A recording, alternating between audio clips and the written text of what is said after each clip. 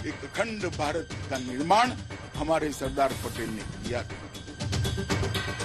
सदियों में कभी कोई एक ही सरदार बन पाता है।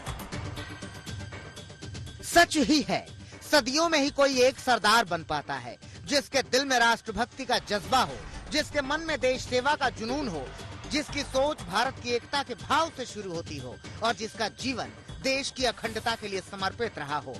राष्ट्र के लौह पुरुष सरदार वल्लभ भाई पटेल की जयंती पर गृह मंत्री अमित शाह केवड़िया पहुंचे और सबसे ऊंची प्रतिमा स्टैचू ऑफ यूनिटी पहुंचकर उन्हें श्रद्धांजलि दी। अमित शाह ने सरदार पटेल के विचारों को याद किया और कहा कि पटेल के मजबूत इरादों ने देश को खंड खंड करने का मंसूबा ध्वस्त कर दिया। आजादी के बाद उनके योगदान को उचित सम्मान, उनके योगदान को उचित स्थान कभी नहीं मिला, मगर ना उनको भारत रत्न दिया गया, ना उनको उचित सम्मान दिया गया, मगर कहते हैं कि सूर्य को कितनी देर बादल ढक कर रख सकता है। परिस्थितियां बदली, देश बदला, आज सरदार साहब को भारत रत्न भी मिला है और विश्व की सबसे ऊंची प्रतिमा सरदार साहब की हम सब की नजर के सामने है।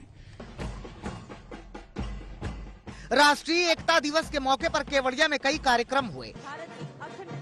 जवानों ने भव्य परेड की, सीआईएसएफ के साइकिल सवारों ने रैली निकाली, तो पुलिस बल के 101 बाइकर्स ने परेड में हिस्सा लिया। 1170 किलोमीटर का इस मौके पर प्रधानमंत्री नरेंद्र मोदी ने भी सरदार पटेल की जयंती पर वीडियो संदेश जारी किया, पटेल को श्रद्धांजलि दी और उनके योगदान को याद किया।